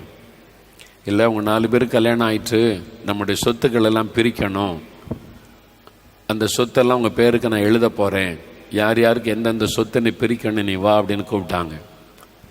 நான் சொன்னேன், நான் வரல, நீங்கள் தகப்பன், யார் யாருக்கு எந்தெந்த சொத்தை கொடுக்கணும்னு நீங்கள் விரும்புகிறீங்களோ அதை எழுதுங்க, எனக்கு எந்த சொத்தை கொடுக்க நீங்கள் விரும்புகிறீங்களோ எழுதி கொண்டு வாங்க, நான் கையெழுத்து போடுறேன். நான் சொத்து பிரிக்கலாம் வரல, நீங்கள் உங்களுடைய விருப்பத்தின்படி 4 பேருக்கும் பிரித்து எழுதி கொண்டு வாங்கன்னு சொன்னேன். அதே மாதிரி எனக்கு எந்த சொத்து எங்கன்னு கேட்கவே இல்லை, எழுதி கொண்டு தான் கையெழுத்து போட்டேன். சில சொத்து எங்கேன்னு எனக்கு தெரியல. என் தம்பி தான் சொன்னான், உனக்கு இங்கே ஒரு சொத்து இருக்குன்னே, உன் பேரில் தான் இருக்குது. அப்படியா? நான் பார்த்ததே கிடையாது. எங்கள் அப்பா எழுதி கொடுத்தாரு. அந்த இடம் சும்மா கிடக்கு, அதை விற்று வேற ஒரு இடத்துல இடம் வாங்கு. அதை விற்று தான் வேறொருடைய இடத்துல வாங்கினேன். நான் தோட்டம் இருக்குது, எங்களுக்கு வயல் நிலம் இருக்குது, அது சொத்து, தகப்பனுடைய சுதந்திரம். அது தகப்பனுடைய இந்த ஆசீர்வாதம் எனக்கு வருது. எங்கள் அப்பாட்ட சிலர் வேலை பார்க்குறவங்க கேட்பாங்க, ஐயா எனக்கு ஒரு ஹெல்ப் பண்ணுங்க, 100 ரூபா கொடுத்துருப்பாங்க, ஒரு 50 ரூபா கொடுத்துருப்பாங்க. எனக்கு இது மாதிரி விசேஷம் ஐயா எனக்கு ஹெல்ப் பண்ணுங்கன்னா கொஞ்சம் பணம் கொடுத்தாங்க. அதனால் அவெல்லாம் பிள்ளையாக முடியாது. அவனுக்கெல்லாம் கொடுத்தாங்களே 100 ரூபா 500 ரூபா உதவி செய்தாங்களேன்னா அது உதவி, அவ்வளோதான். சொத்து சுதந்திரம் சொந்த பிள்ளைக்கு தான் கிடைக்கும். அதே மாதிரி இயேசு கிறிஸ்துட்ட போய் எனக்கு ஒரு சுகம் வேணும்னா தருவார். அவர் இரக்கமுள்ளவர், சுகம் தருவார், ஒரு விடுதலை தருவார். அதனால அவருடைய பிள்ளை நமக்கு மோட்ச பாக்கியம் கிடைச்சிரும்னு நினைச்சிடக்கூடாது. அவரை ஏற்றுக்கொண்ட அனுபவம் இருக்க வேண்டும். 2க்குள்ள வித்தியாசத்தை புரிந்து கொள்ளுங்க. எனக்கு இயேசு ஒரு அற்புதம் செய்துட்டாரு, அதனால மோட்சத்துக்கு போயிடுவேன் நினைச்சிட்டு அப்படியே சிகரெட் ஊதிட்டு நிற்காருங்க, போக முடியாது. மோகன்லால் சேதுபதி ஜெபிச்சேன், எனக்கு அற்புதம் நடந்துச்சு, இயேசு அற்புதம் செய்தாரு, அப்போ எனக்கு மோட்சம் தருவார்ல அப்படின்னு கேட்டா இல்லை. ஒரு சுகம் கிடைக்கிறது, அற்புதம் நடக்கிறது, யார் கேட்டாலும் ஆண்டவரை இரக்கமுள்ளவராக இருக்கிறதுனால செய்வார். ஆனா நீங்க பரலோகம் போகணும், அவருடைய அந்த ஆசீர்வாதத்தை நிரந்தரமா பெற்றுக்கொள்ளணுமானா அவருடைய பிள்ளையாக நீங்க மாறணும், அவருடைய குமாரனாக குமாரத்தியாக மாறணும், அவருடைய ரத்தத்தினால கழுவப்படணும். ரத்த சம்பந்தமான உறவு. எங்க அப்பாவை நான் அப்பான்னு உரிமையோட கூப்பிட முடியும், ஏன்னா ரத்த சம்பந்தமான உறவு. இயேசு கிறிஸ்துவோடு நமக்கு இருக்கிற உறவு ரத்த சம்பந்தமான உறவு. அவருடைய ரத்தத்தினாலே மீட்கப்பட்டவர்கள், அவருடைய ரத்தம் நமக்குள்ளே ஓடுகிறது, அவருடைய ரத்தம் நம்மை கழுவி இருக்கிறது. அதனாலதான் அவர் அப்பா என்று அழைக்க முடிகிறது. அந்த பாக்கியம் இயேசு ஏற்றுக்கொண்டிருக்கீங்களா? அவருடைய பிள்ளையா மாறி இருக்கிறீங்களா? அவருடைய உள்ளத்துல, உங்க உள்ளத்துல இயேசு வந்திருக்கிறாரா? பலர் ஏற்றுக்கொண்டிருக்கிறீங்க, எனக்கு தெரியுங்க. வந்ததுல பலர் இயேசுவை நீங்க ஏற்றுக்கொண்டு இருக்கிறீங்க, ரட்சிக்கப்பட்டு இருக்கிறீங்க. அந்த சந்தோஷம் உங்களுக்கு இருக்குது. இயேசுவின் ரத்தத்தினால கழுவப்பட்ட அனுபவம் இருக்கிறது. ஆண்டவருக்கு ஸ்தோத்திரம். ஆனா இன்னும் சிலர் அந்த அனுபவத்தை பெறல. உங்களோடு தான் ஆண்டவர் பேசுகிறார். இங்க வந்திருக்கிற அத்தனை பேரும் தேவனுடைய பிள்ளை என்கிற அனுபவத்தோடு தான் இன்றைக்கு திரும்பி செல்ல வேண்டும் என்று ஆண்டவர் விரும்புகிறார். உன்னை என்னுடைய மகனாக மகளாக நான் ஏற்றுக்கொள்ள ஆயத்தமாய் இருக்கிறேன், நீ மாறுவாயான்னு ஆண்டவர் கேட்கிறார். கானானிய ஸ்திரீ தான் ஆண்டவர் சொல்லுகிறார், பிள்ளைகளின் அப்பத்தை எடுத்து நாய்க்குட்டிக்கு போக முடியாது. இது பிள்ளைகளுக்கு ஒரு ஆசீர்வாதம். சுகம் பிள்ளைகளுக்கு ஒரு ஆசீர்வாதம், விடுதலை பிள்ளைகளுக்கு ஒரு ஆசீர்வாதம், பரலோக பாக்கியம் பிள்ளைகளுக்கு ஒரு ஆசீர்வாதம். ஒருவேளை சுகம் கொடுக்கலாம், விடுதலை கொடுக்கலாம், அவரை தேடி வந்தவளுக்கு இறக்கப்பட்ட ஒரு அற்புதம் செய்யலாம். ஆனா பரலோக பாக்கியம் என்பது அவருடைய பிள்ளைகளுக்கு மட்டும் உரிய ஸ்லாக்கியம். இயேசுவின் ரத்தத்தினால் கழுவப்பட்டவர்கள், அவருடைய பிள்ளைகள் என்கிற அனுபவத்தை பெற்றவர்களுக்கு மட்டும்தான் அந்த ஸ்லாக்கியம். அதனால அந்த அனுபவத்தை நீங்க பெற்றுக்கொள்ளணும். உண்மையா நான் தேவனுடைய பிள்ளை, எனக்கு அந்த நிச்சயம் இருக்குது, அந்த அனுபவத்தை நான் பெற்றிருக்கிறேன், என் உள்ளத்துல அதை நினைக்கும் போதே ஒரு சந்தோஷம் வருது. அப்படி சொல்றவங்க மட்டும் கரமாய் தலையிலேயே சொல்லுங்க.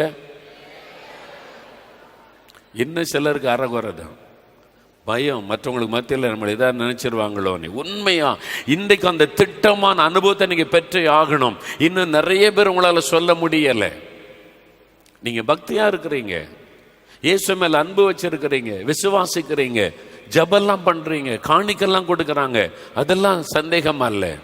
ஆனா அவருடைய பிள்ளை என்கிற அனுபவம் இல்லாமலேயே இதுவரை வாழ்ந்து கொண்டிருக்கிறீங்க. ஆண்டவர் சொல்றார், என் பிள்ளையா நீ மாறு. பிள்ளைகளின் அப்பந்தான் என் கையில் இருக்கிற ஆசீர்வாதங்கள். என் பிள்ளையா மாறிட்டு அத்தனை ஆசீர்வாதமும் உனக்கு தான். அல்லேலூயா. என் சொத்தே உனக்கு தான். நான் ரத்தம் சிந்தி சம்பாதித்த எல்லா ஆசீர்வாதங்களும் உனக்குரியது. நீ உரிமையோடு எடுத்துக்கொள்ளலாம். அப்பா இந்த ஆசீர்வாதம் எனக்கு, நீ உரிமையோடு எடுத்துக்கொள்ளலாம். அப்படி பிள்ளையா மாறிட்டீங்கன்னா அற்புதங்கள் தாராளமாய் உங்களுக்கு நடக்கும். நீங்க அப்படி பிள்ளை தானே. உங்களை சுகமாக்காம யாரை சுகமாக்க போறார்? உங்களை ஆசீர்வதிக்காம யார் ஆசீர்வதிக்க போகிறார்? ஒரு தகப்பன் தன் பிள்ளைக்கு கொடுக்காம யாருக்கு கொடுக்க போகிறார்? அப்ப அவருடைய பிள்ளையாய் மாற இயேசு கிறிஸ்துவின் நாமத்தின் மேல் விசுவாசம் வைத்து அவரை உள்ளத்தில் ஏற்றுக்கொள்ளணும். அவர் எனக்காக சிலுவையிலே மரித்தார், என் பாவத்தை சுமந்து விட்டார் என்பதை விசுவாசிக்கணும். அவர் மூலமாகத்தான் எனக்கு ரட்சிப்பு, இயேசு மூலமாகத்தான் எனக்கு பாவ மன்னிப்பு என்பதை விசுவாசிக்க வேண்டும். விசுவாசித்து அவரை உள்ளத்தில் ஏற்றுக்கொள்ளும் போது இயேசு கிறிஸ்துவின் ரத்தம் சகல பாவங்களை நீக்கி சுத்திகரிக்கும். நாம் தேவனுடைய பிள்ளை என்கிற அதிகாரம் உடையவர்களாய் மாறுகிறோம். அத்தாரிட்டி, ஒரு அதிகாரம். அவர் சொல்லலாம், நான் தேவனுடைய பிள்ளை, ஆண்டவரே உம்முடைய பிள்ளை நான் வந்திருக்கிறேன். பரலோகம் உங்களுக்கு மரியாதை செலுத்தும். இவன் தேவனுடைய பிள்ளை, இவள் தேவனுடைய மகள், இயேசுவின் இரத்தத்தினால் கழுவப்பட்டவன். அந்த அனுபவம் உன்னுடைய உள்ளத்தில் மாற்றம், பழையவைகள் எல்லாம் ஒளிந்து போகும். ஒரு புதிய இருதயம், புதிய சிந்தை, இயேசு கிறிஸ்துவின் அந்த பரிசுத்தம், இயேசு கிறிஸ்துவின் சிந்தை, இயேசு கிறிஸ்து கொடுக்கிற சமாதானம், அந்த ரட்சிப்பின் சந்தோஷம் உள்ளத்தில் வரும். தேவனுடைய பிள்ளை என்கிற மகிழ்ச்சி. நீ எப்போ போனாலும் சொல்லலாம், நான் ஆண்டவருடைய பிள்ளை, நான் தேவனுடைய பிள்ளை. மகிழ்ச்சியாக சொல்லலாம். அந்த அனுபவத்தை நீங்கள் பெற்றுக்கொள்ளணும். இன்றைக்கு நீங்கள் பெற்றுக்கொள்ளணும். இதுவரை பெற்றுக்கொள்ளாத உங்களுடைய உள்ளத்தில் ஆண்டவர் பேசுகிறார், உங்களுடைய இருதய கதவை தட்டுகிறார். மகனே, இந்த அனுபவம் எனக்கு வேணும், உன் உள்ளத்தில் நான் வர விரும்புகிறேன், என்னை ஏற்றுக்கொள்ளுவியா? உன்னை என் மகனாக நான் ஏற்றுக்கொள்ள ஆயத்தம், நீ என்ன உன் தகப்பனா ஏற்றுக்கொள்ளுவியா? ஆண்டவர் கேட்கிறார். நாம் ஜெபிக்க முடிய எழுந்து நிற்போம். எல்லாரும் ஜெபம் பண்ணுவதற்காக வேகமாக எழுந்து நிற்போம். Thank you Lord. கல்வாரி சிலுவையில் அவர் சிந்தின அந்த பரிசுத்தமுள்ள ரத்தம் நம்மை கழுவி சுத்திகரிப்பதற்கு, நமக்கு தேவனுடைய பிள்ளைகள் என்கிற அந்த பாக்கியத்தை கொடுப்பதற்காக நம்முடைய பாவங்களை சிலுவையில் சுமந்தார். இயேசு கிறிஸ்துவின் ரத்தம் சகல பாவத்தை நீக்க நம்மை சுத்திகரிக்கும். அவருடைய பிள்ளை என்கிற அனுபவத்தை சொல்ல முடியலை. தைரியமா நான் தேவனுடைய பிள்ளைதான், இயேசு எனக்குள் வாசம் பண்ணுகிறான்னு சொல்ல முடியலை. அப்படி உள்ளவங்க இன்றைக்கு உங்களை ஒப்பு கொடுக்கணும். உங்களுக்காக சிலுவையில் ரத்தம் சிந்தி மரித்த அவரை உங்களுடைய இருதயத்தில் நோக்கி பாருங்க. உங்களுடைய கண்கள் மூடி இருக்கட்டும். ஆண்டவர் என் கூட பேசினார், எனக்கு இயேசு மேலே விசுவாசம் இருக்குது, இயேசு மேலே எனக்கு அன்பு இருக்குது, இயேசு கிறிஸ்து மேலே எனக்கு நம்பிக்கை இருக்குது, நான் சர்ச்சுக்கு போகிறேன், பைபிள் வாசிக்கிறேன், ஜெபம் எல்லாமே இருக்குது.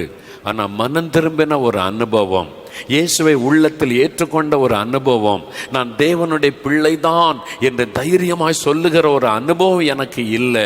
ஆண்டவர் இன்றைக்கு என் கூட பேசினார், என்னோட கூட தான் ஆண்டவர் பேசினார்.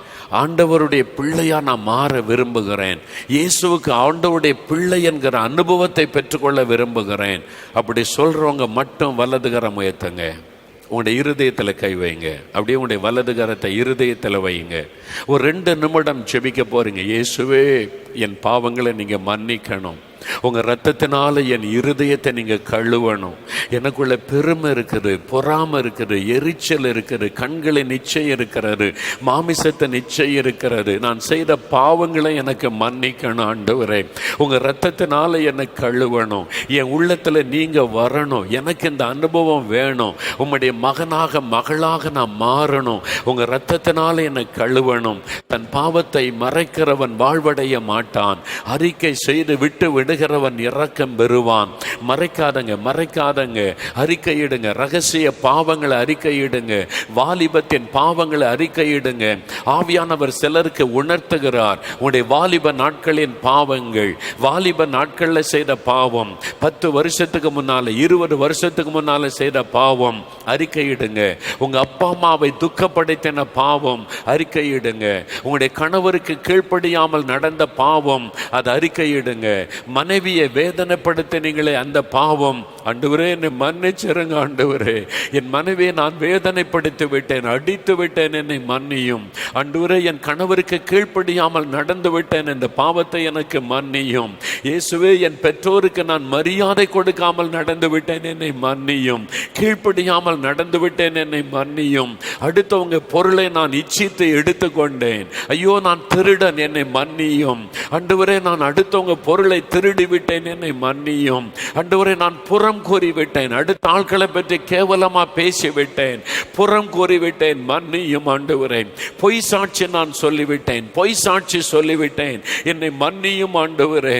ஐயோ, நான் கோபப்பட்டு விட்டேன், எரிச்சல் பட்டு விட்டேன், அடுத்தவங்களுக்கு குறித்த கசப்பு, ஐயோ, நான் மற்றவங்களுக்கு குறித்த கசப்பு என் உள்ளத்தில் இருக்கிறது, என்னை மன்னிச்சிருங்க ஆண்டவரே. உங்க இரத்தத்தினால என் இருதயத்தை கழுவுங்க இயேசுவே, என் இருதயத்தை கழுவுங்க. இயேசு கிறிஸ்துவின் இரத்தம் சகல பாவங்களை நீக்கி சுத்திகரிக்கும் என்ற வார்த்தை நான் விசுவாசிக்கிறேன். உங்க இரத்தத்தினால என்னை கழுவுங்க ஆண்டவரே. ஆண்டவரே, என் இருதயத்தை கழுவுங்க ஆண்டவரே. என் இருதயத்தை நீங்க கழுவி சுத்திகரிங்க ஆண்டவரே. இந்த பெருமை வேண்டாம், இச்சை வேண்டாம், எரிச்சல் வேண்டாம் ஆண்டவரே. உங்க இரத்தத்தினால என்னை கழுவுங்க, என்னை கழுவுங்க. உங்க இரத்தத்தினால என் இருதயத்தை கழுவுங்க. இயேசு கிறிஸ்துவின் இரத்தம் சகல பாவங்களை நீக்கி சுத்திகரிக்கும் என்ற வார்த்தை நான் விசுவாசிக்கிறேன். இப்பொழுது உம்முடைய இரத்தம் என் இருதயத்தை கழுவட்டும்.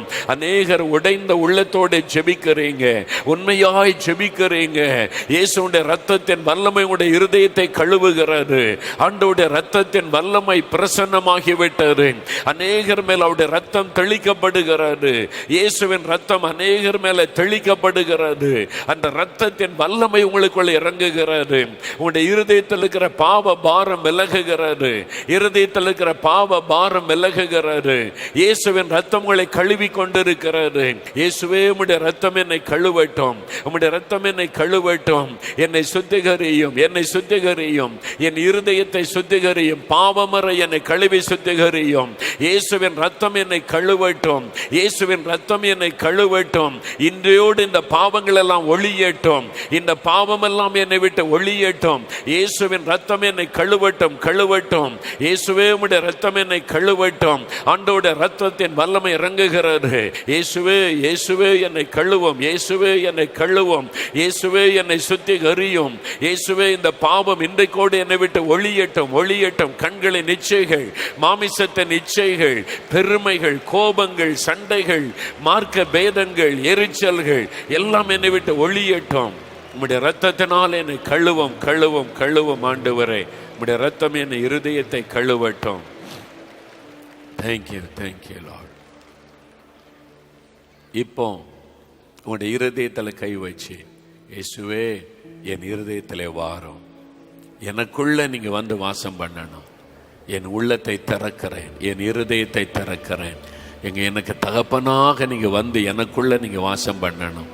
எனக்குள்ள வாங்கப்பா, கூப்பிடுங்க. இயேசுவே, என் உள்ளத்திலே வாரும், என் உள்ளத்திலே வாரும், என் இருதயத்திலே நீர் வாரும், என் வாழ்க்கையிலே நீர் வாரும்ப்பா. நீங்க வந்து என் கூட தங்கி இருங்க, என்னோட வாசம் பண்ணுங்க, என் கூடவே இருக்கணும், எங்க தகப்பனா இருக்கணும், எனக்கு ரட்சகரா நீங்க இருக்கணும், என் உள்ளத்துல வந்து வாசம் பண்ணணும். இயேசுவே, என் உள்ளத்திலே வாரும், என்னை உம்முடைய மகனாக ஏற்றுக்கொள்ளும், என்னை உம்முடைய மகளாக ஏற்றுக்கொள்ளும். உம்மை என் தகப்பனாக நான் ஏற்றுக்கொள்ளுகிறேன், என் தகப்பனாக நான் உம்மை ஏற்றுக்கொள்ளுகிறேன்.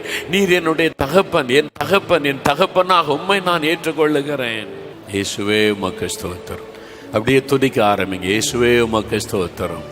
என்னை கழுவினதற்காய் ஸ்தோத்திரம், என் உள்ளத்தில் வந்து விட்டதற்காய் ஸ்தோத்திரம், என் இருதயத்தில் நீர் வந்து விட்டதற்காய் ஸ்தோத்திரம். இதோ என் உள்ளத்தில் நீர் வந்து விட்டீர், உமக்கு ஸ்தோத்திரம். இயேசுவே, என் உள்ளத்தில் வந்து விட்டீர், நீர் என் தகப்பனாகி விட்டீர், என்னை உம்முடைய பிள்ளையாக்கி விட்டீர், உமக்கு ஸ்தோத்திரம். இயேசு உங்களுடைய உள்ளத்தில் வந்துட்டார், நீங்க தேவனுடைய பிள்ளை ஆக்கப்பட்டுட்டீங்க. இப்ப நீங்க இருதயத்தில் கை வச்சு, நான் தேவனுடைய பிள்ளை சொல்லுங்க எல்லாரும். நான் தேவனுடைய பிள்ளை. எல்லாம் வாய் திறந்து சொல்லணும், இன்னும் சத்தமா சொல்ல. நான் தேவனுடைய பிள்ளை, நான் தேவனுடைய பிள்ளை, நான் தேவனுடைய பிள்ளை. இயேசுவின் இரத்தத்தினால் கழுவப்பட்டவன், இயேசுவின் இரத்தத்தால் கழுவப்பட்டவள், தேவனுடைய பிள்ளை. அல்லேலூயா. பாருங்க, அவள் தேவனுடைய பிள்ளையா மாறிட்டான். அந்த கானானிய ஸ்திரீ தன்னை தாழ்த்தின உடனே தேவனுடைய பிள்ளை ரட்சிக்கப்பட்டு விட்டாள். இப்ப ஆண்டவர் கையை நீட்டி, வா உன்னை தொட்டு ஆசீர்வதிக்கிறேன், வா ஜெபம் பண்ற, அப்படி சொல்லல. உன் விசுவாசம் பெரிது, உன் விசுவாசம் பெரிது, ஸ்திரியே உன் விசுவாசம் பெரிது, நீ விரும்புகிறபடி உனக்கு ஆக கடவது. உடனே மகளுக்கு விடுதலை உண்டாக்கிவிட்டார். இப்போ உங்க விருப்பத்தை ஆண்டவர் நிறைவேற்ற போகிறார். பிள்ளைகள் விருப்பத்தை நிறைவேற்றுவதுதான் தகப்பனுடைய பெரிய பொறுப்பு. அல்லேலூயா. அவர் தகப்பன், அவர் சொல்றாரு, என் பிள்ளைகளுடைய விருப்பத்தை நான் நிறைவேற்றணும். இப்ப முதல்ல சுகம். எத்தனை பேர் சுகத்தை விரும்புறீங்க? நான் சுகத்தை விரும்புகிறேன். என் சரீரத்தில் ஒரு வியாதி இருக்கு, பலவீனம் இருக்கு, நான் சுகம் அடையணும்னு விரும்புறவங்க கை வைத்துங்க. உங்க விருப்பத்தை தகப்பன் நிறைவேற்ற போகிறார். தகப்பனுடைய கரம் உங்க மேல வைக்கப்பட போகிறாரு. நீங்க கேட்க போறீங்க, அப்பா நான் உங்களுடைய பிள்ளை கேட்கிறப்பா, எனக்கு சுகம் கொடுங்க, இந்த வலியை எடுத்து போடுங்க, இந்த கேன்சரை எடுத்து போடுங்க, இந்த கட்டியை எடுத்து போடுங்க, என் காலில் நடக்க முடியலப்பா, என்னை சுகமாக்கிறீங்க, நான் அப்ப நடக்கணும். எலும்புகளுக்குள்ள வல்லமை இறங்க போகிறது, கேன்சர் எல்லாம் மறைய போகிறது. ஏன்னா நீங்க அவருடைய பிள்ளைகள். ஆண்டவர் பார்க்க, என் பிள்ளைக்கு இந்த வியாதி இருக்கலாமா, நான் என்னுடைய மகள் அல்லவா, என் மகன் அல்லவான்னு சொல்லி இப்ப நீங்க ஜெபம் பண்ண போறீங்க, நீங்க ஜெபிக்க போறீங்க. 2 நிமிஷம் உங்களுக்கு தருகிறேன். இந்த 2 நிமிஷத்துக்குள்ள அற்புதம் நடக்க போகிறது. கட்டிகள் மறைய போகிறது. கரம் உயர்த்தி இயேசுவின் நாமத்தில் சுகத்தை பெற்றுக் கொள்ளுகிறேன். அப்படி சொல்லுங்க, வாய் திறந்து, இயேசுவின் நாமத்தில் சுகத்தை பெற்றுக் கொள்ளுகிறேன், இயேசுவின் நாமத்தில் சுகத்தை பெற்றுக் கொள்ளுகிறேன். அப்படி சொல்லுங்க, இயேசுவின் நாமத்தில் சுகத்தை பெற்றுக் கொள்ளுகிறேன். தகப்பனே, இயேசுவின் நாமத்தில் சுகத்தை நான் பெற்றுக் கொள்ளுகிறேன். இயேசுவின் நாமத்தில், இயேசுவின் நாமத்தில். எனக்கு இந்த அல்சர் ப்ராப்ளம்னால அதிகமாக வலி நெஞ்சில் குத்திக்கிட்டே இருக்கும். அது அப்பப்போ போகான இப்போ ரொம்ப நாள் அதிகமாக அது குத்திக்கிட்டே இருந்துச்சு. இரவு தூங்க கூட முடியாது, அதனால வலி இருந்துகிட்டே இருக்கும். இப்போ நீங்கள் இயேசுவை உங்கள் உள்ளத்தில் ஏற்றுக்கொண்டீங்கன்னு சொல்லி என் பேரை சொல்லி ஜெயக்குமார், இப்பொழுது உங்கள் நெஞ்சத்தில் அந்த வலி உனக்கு நீங்கிறதுன்னு சொன்னீங்க. நான் விசுவாசத்தோட எனக்கு அந்த வலி இப்போ சுத்தமாக இல்லை, நான் விசுவாசிக்கிறேன். எனக்கு நான் இப்போ கடவுளுக்குள்ள 2.5 வருஷம் வச்சுக்கேன். இப்போ இன்னைக்கு தான் அதனுடைய முழுமையான இது இப்போ தான் உணர்ந்தேன், புரிஞ்சுங்க. அப்புறம் நான் புரிஞ்சுட்டு, சரி இது எப்படி ஆண்டவரே வெளிப்படுத்துங்க, நீங்கள் ஒவ்வொரு பேராக சொல்லி கூப்பிடுற போது, ஆண்டவரே நீங்கள் எனக்கு வெளிப்படுத்துங்க அப்படின்னு சொன்னோன்னே, அடுத்த பேர் நீங்கள் ஆண்டனி. நீங்கள் நான் ஆண்டவர்கிட்ட கேட்டு அடுத்த பேர் ஆண்டனி, நீங்கள் இது பண்ணுங்க அப்படி. இந்த கை இந்த பின்னாடியே கொண்டு போக முடியாது. இந்த கை இப்படியெல்லாம் தூக்கவே முடியாது. 6 மாசமா தூக்க, 6 மாசம் பின்னாடி கொஞ்சம் கூட போகாது. சுத்தமா சுத்தமா சோமாயிட்டு. அல்லேலூயா சொல்லுங்க. எனக்கு 2 மாசமா வயிறு அடிவே நல்லா கல்லு போல இருந்துவிட்டு, ஒரே நீர்க்கட்டு போல, ஒரே தாங்க முடியாது. ஆஸ்பத்திரி போனா அன்னைக்கு போனாரும் ஊசி போட்டாங்க, எனக்கு ஒரு மாதிரி வாய் பேசாதபடி வந்துட்டு. அது நான் ஆஸ்பத்திரி போகாம ஆண்டவரே திருப்பி சாட்சி சொல்வேன்னுட்டு. அப்ப இந்த அடிவயிறு நான் வரும்போதே இதற்காக ஜெபம் பண்ணி அழுதுகிட்டே இருந்தேன். இப்ப நீங்க கடைசி என் பேர் ஆண்டவரே சொல்லி கூப்பிட நான் சாட்சி இந்த மத்தியில சொல்றேன். அப்ப என் வயிறு அப்படி கல்லு கணக்க பசி போல யாரோ உள்ள தள்ள மாதிரி போல ஆகி பசுமையா ஆயிட்டு, மேலெல்லாம் நல்ல சோமாயிட்டு. எத்தனை வருஷமா இருந்தது? இப்ப 2 மாசமா தான் கூடுதல். அது மாதிரி வயிறு கல்லு மாதிரி ஊதிக்கிட்டு இருந்தது, யாரோ தொட்டு அமுக்கன மாதிரி இருந்துச்சு, எல்லாம் போய் நார்மல் ஆகிவிட்டது. அல்லேலூயா சொல்லுங்க. அல்லேலூயா. எனக்கு கர்ப்பப்பையில வலி, நான் எனக்கு அடையும் வந்தேன், ஜெபம் பண்ணிட்டு போகணும்னு வந்தேன். நீங்க ஜெபம் பண்ண உடனே நானும் ஜெபம் பண்ணேன். வலி ஒரு இது பாஞ்ச மாதிரி இருந்தது, ஏதோ ஒண்ணு பாஞ்சமா. அந்த வலி இல்ல, இப்போ வலி இல்ல, நல்ல சுகமாயிட்டு. அல்லேலூயா. 6-7 வருஷமா கட்டி இருந்தது மார்பகத்துல. அப்புறம் இப்போ வரும்போது வந்தோடனே ப்ரேயர் பண்ணுறதுக்கு முன்னாடி இருந்துட்டு ப்ரேயர் பண்ணுங்கன்னு பிரதர் சொல்லும்போது கை வச்சு ஜெபிச்சு, அப்புறம் ப்ரேயர் பண்ணி முடிச்சோடனே செக் பண்ணி பார்க்கும்போது இல்லை. 6-7 வருஷமா கட்டி இருந்தது இல்லாமல் போய்விட்டது. அல்லேலூயா சொல்லுங்க. கர்ப்பப்பையில நீர் கட்டின்னு சொல்லியிருந்தாங்க. கர்ப்பப்பையில நீர் கட்டின்னு 6 மாசமா இருந்துச்சு. ஆனா இப்போ அந்த செபத்துல எனக்கு மேல இருந்து அப்படியே ஒரு மாதிரி குளிர்ந்த மாதிரி இருந்துச்சு. அதனால இப்ப எனக்கு அது வயிற்றுக்குள்ள அப்படி அமுக்கி பார்த்தா என் கையை அமுங்காது. கட்டி இருக்கிறது தெரியும். பாருங்க, ஆண்டோடைய வல்லமை இறங்கிச்சு, கர்ப்பப்பையில இந்த கட்டி மறைந்து விட்டார். அல்லேலூயா சொல்லுங்க.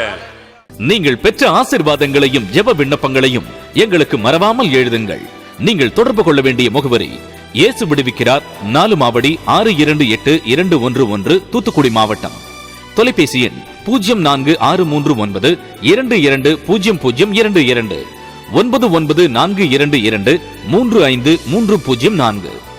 Email info@jesusredeems.com.